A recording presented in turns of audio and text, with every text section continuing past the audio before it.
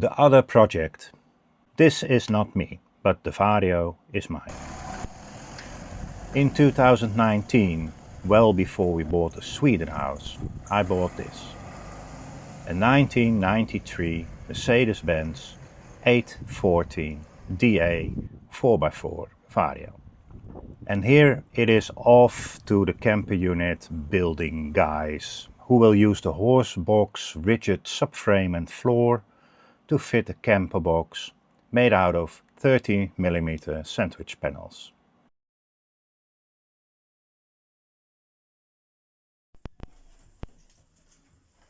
Ja. Sonst kann ich was Weißes daneben halten. Da hast du ein bisschen Kontrast. Oh ja. Yeah. White on the inside and a light grey on the outside. Oh, cool. At the time this all seemed like a good idea, but it was not. The decision of having a box fitted to the rigid floor costed me a lot of money and many months of work to get it all right, but more on that later on. It has been a dream of mine for a long time to own a Vario 4x4 and to make it into a really nice travel home. When the build would be finished, we would travel around for a while, you know, enjoy the world, drive it to exotic places and do yoga on the roof with the sun setting behind the mountains. But the build took forever, and a bit later the Sweden house happened and life in general. So, spoiler alert, I sold her this year after owning her for almost 7 years and only driving her once. But this is still a very entertaining video about the build and perhaps a reality check for some of us. So hang around. The box was fitted and it was time to take her home. And this might be hard to believe, but this was the only time I drove her for anything longer than in or out of the workshop.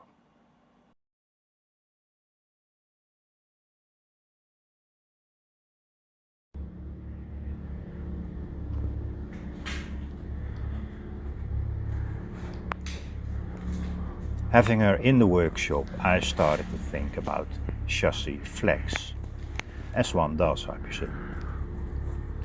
Top tip here, guys, think about such things before the build and not after. As you can see, the Vario chassis is very flexible.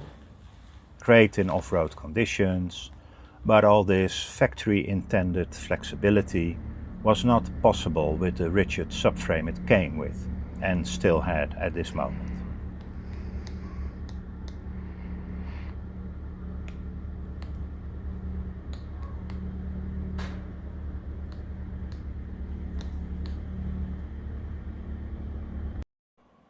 So I decided to build a zero torsion 3-point subframe.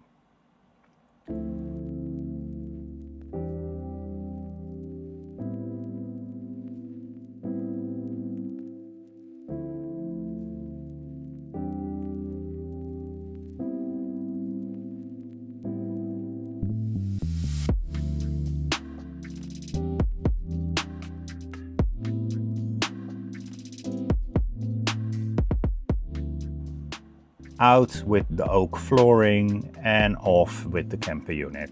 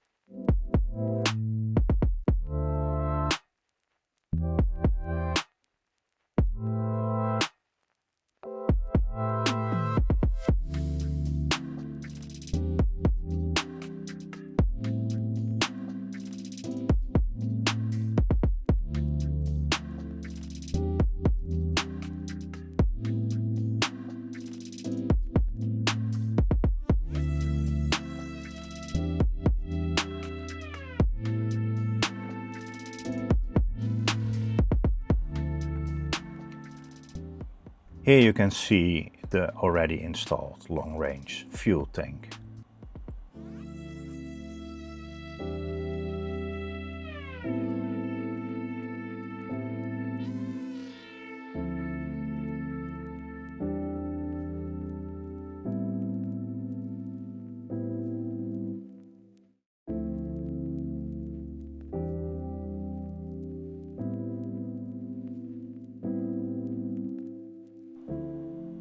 For the subframe I got steel beams in the size 80-55 mm.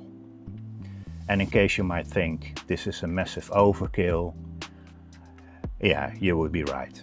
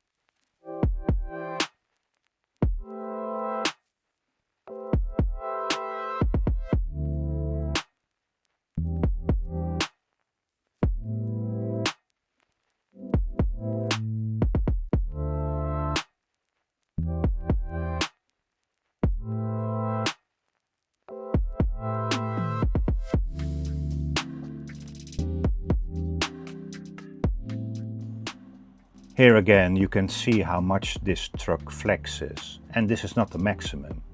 Fully loaded, it can flex even more.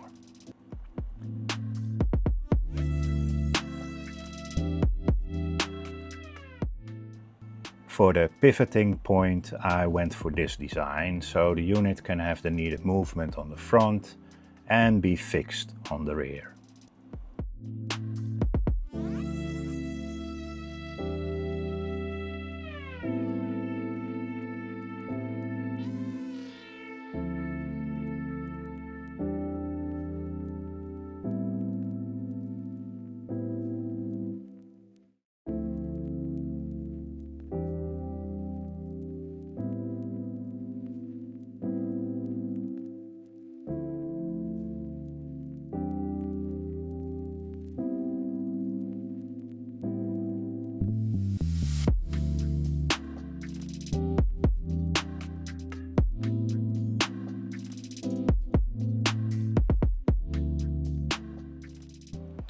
As you can imagine, there was quite a bit of welding involved.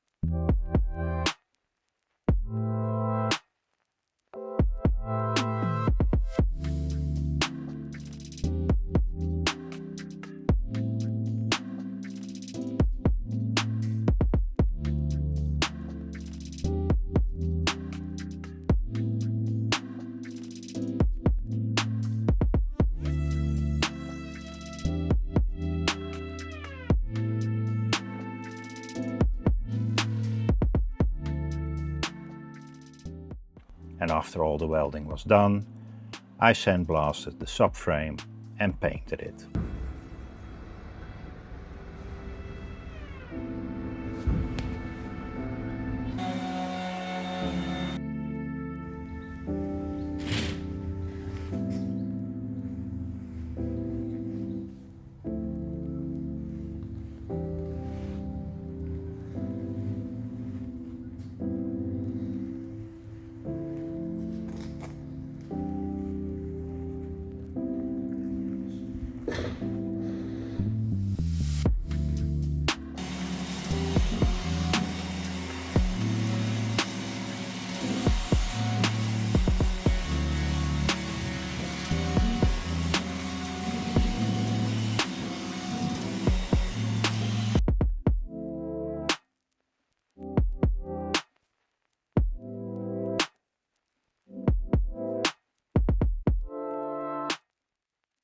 I cleaned the truck's chassis and prepped it for painting and painted it in the original Mercedes Nova Grau chassis color.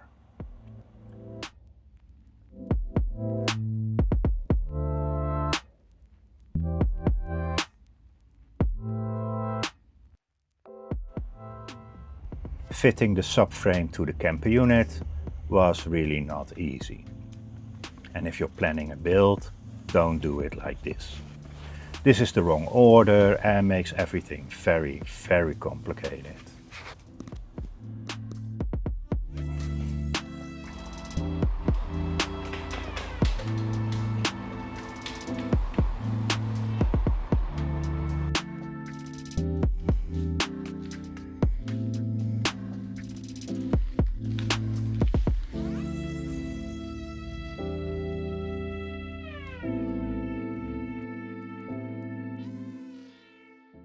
In my opinion, the camper unit's size fits the truck really well.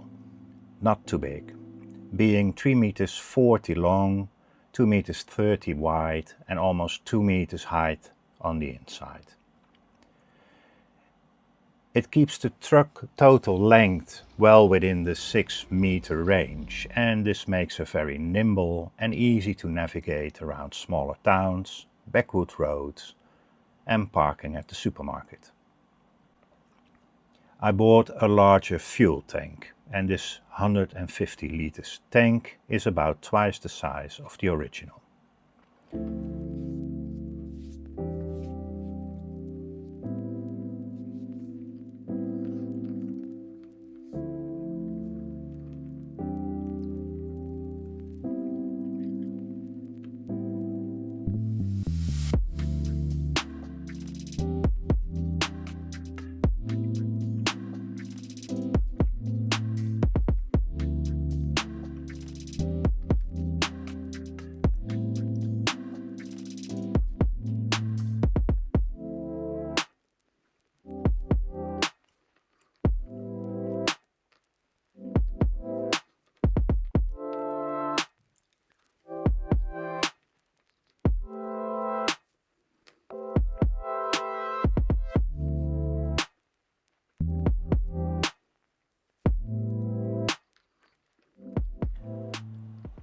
Time for some cosmetic upgrades. This material is called debond and comes in a color very close to the one used for the chassis.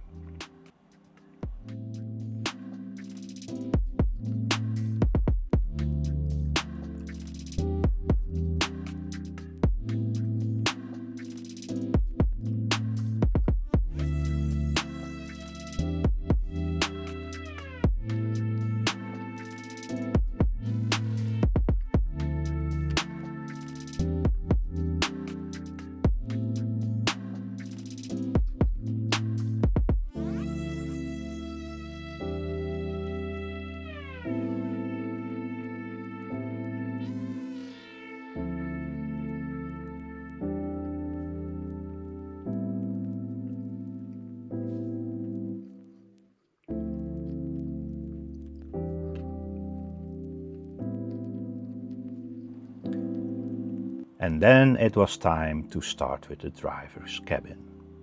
To be honest, the driver's position in a single cab Vario is not very inspiring. The driver's seat can't recline enough, and this sitting up straight makes you feel like you are called into the headmaster's office. Not that I have any experience with this, of course. So no chill behind the wheel at all. So to have more room for the seat to recline, the rear bulkhead had to go. I had a new one custom made out of 5mm aluminium, and this transforms the driving position to a comfortable and far more enjoyable place to be. I made a frame to make the whole thing more rigid and added sound killer mats. Then sprayed the inside in a thick rubber coating.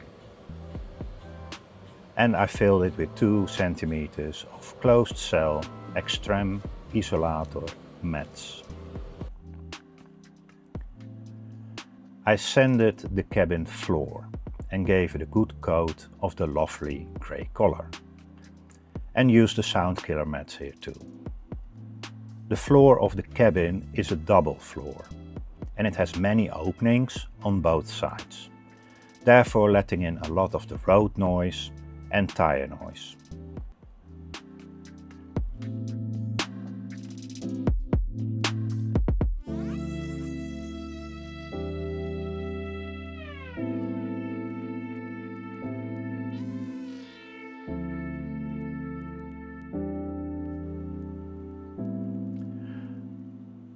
I did the same with the roof, sound killer mats and the rubber coating. Painting the bulkhead was not easy as it is a rather large surface, but it came out very well.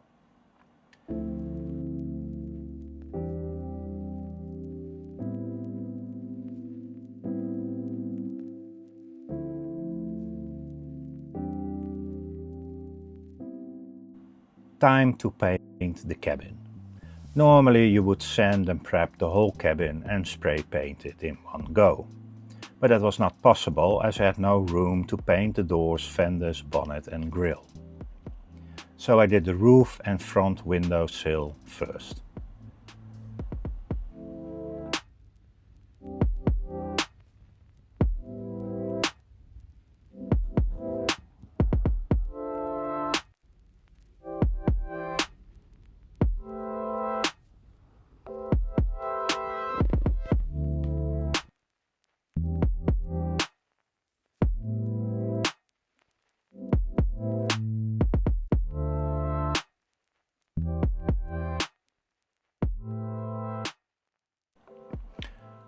After the primer, I also put a tough rubberized coating on the outside of the roof to protect it from damages in the future.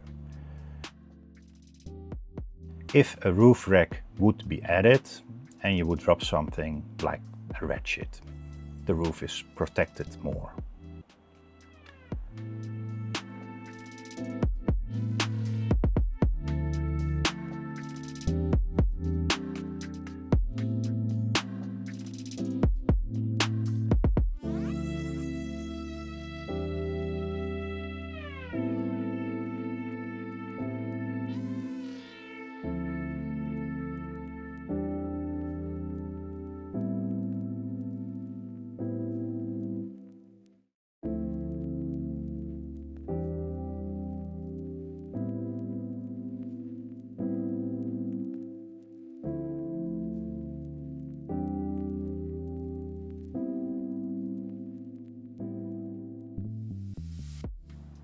Everything I fit on the outside gets a coat of a rust preventive. This also stops water crawling into these tight fittings through the capillary thing.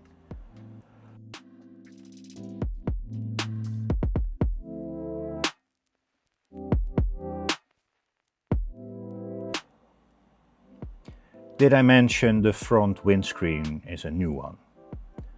And when you put a new windscreen in, always replace the rubber too, boys and girls.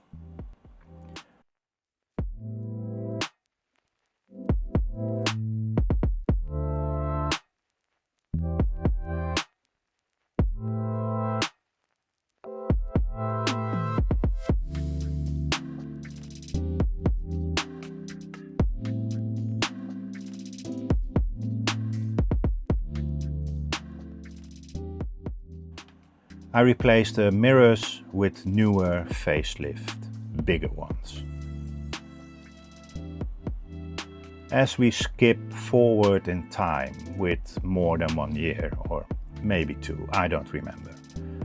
But now it was time, or I made time, to paint the rest of the cabin. Now, timeline-wise, there are a few bits not really in the order as they happened.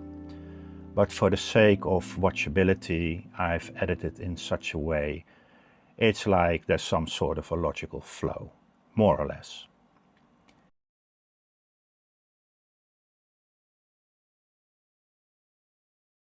Well, there was not a lot of logic when building this thing, I can promise you that. But you've made it this far in watching the video, so it doesn't really matter now.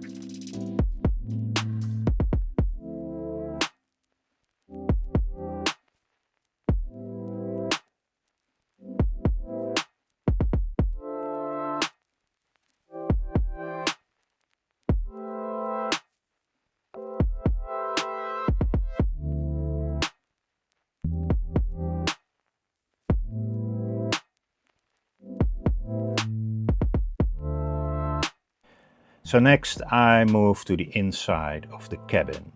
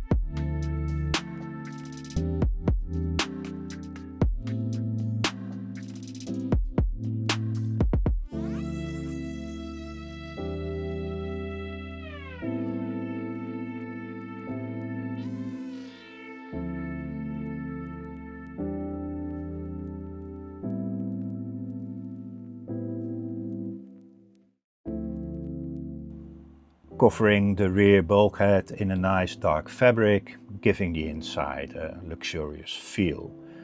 And it also helps with the soundproofing. I fitted a 2 kilowatt diesel heater for extra toasty comfort on really cold days.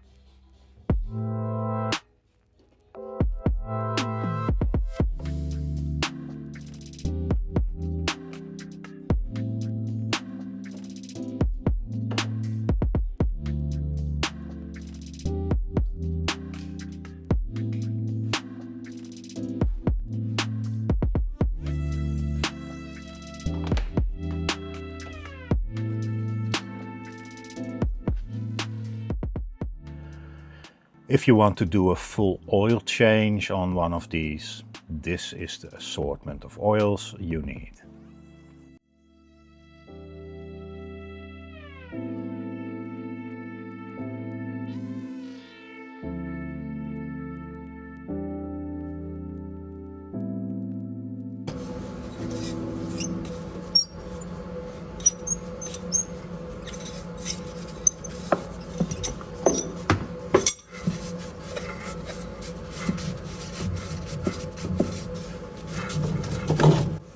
This thing here is an air dryer filter cartridge.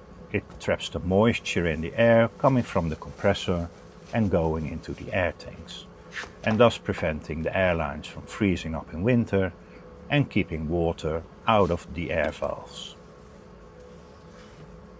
If you have one of these, replace it. Everybody seems to forget it, and it's a very important filter.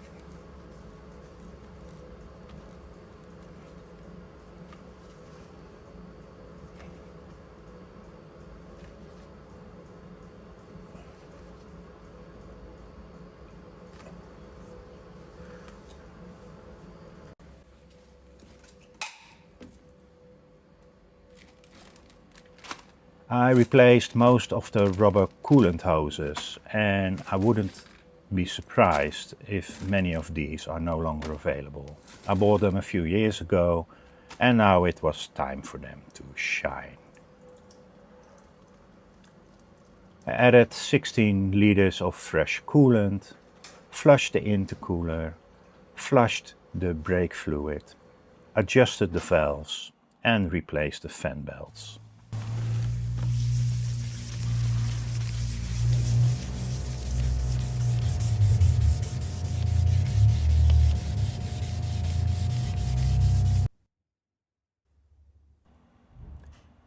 Time to finish the paint job.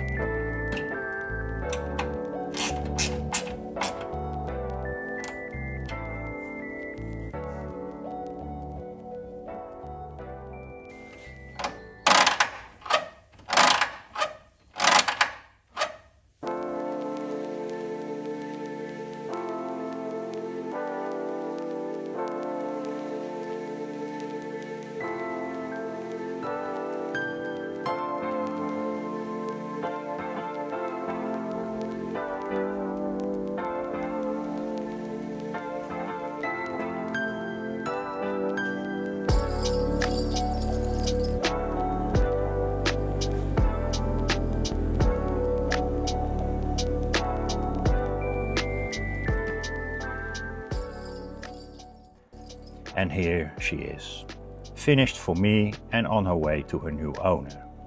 And what a sexy, good-looking Vario she has become. Thank you for watching, and I will see you soon.